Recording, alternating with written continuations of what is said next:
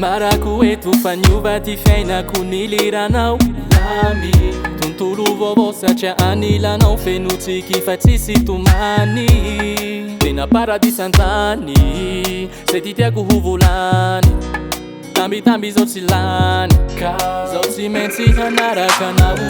gialy hanaraka anao gialy hanaraka anao gialy zao tsy maintsy hanaraka anao gialy hanaraka anao gialy hanaraka anao gialy tsy maintsy roso amy fanamalia fa tsika tsy hisaradia hifanary sanatria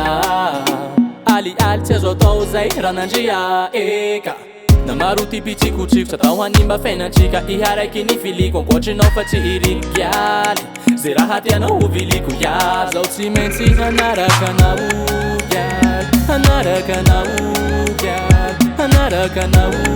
gialy zao tsy maintsy hanaraka anao gialy hanaraka anao gialy hanaraka anao gialy kamatoky sary adrampela fa ietsengako ho tavela fa zaho aloha mampanantena tsy hampijalenao na tsy manakarenao tsy hamitakanao tsy hanitrakanao so tsy handranto fa iha vao ro tiako ka hanaraky fa tsy hisaraky zao tsy masaraky fa soa ty mitambatry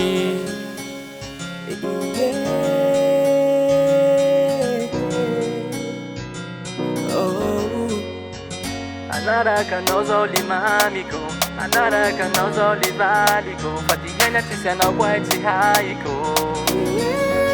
zao tsy maintsy hanaraka anao gialy hanaraka anao gialy hanaraka anao gialy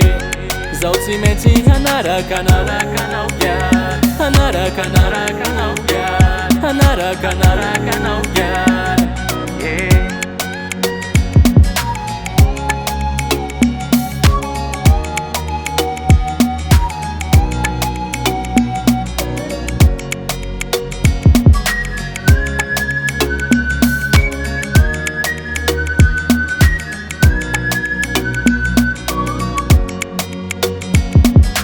Ilari Records.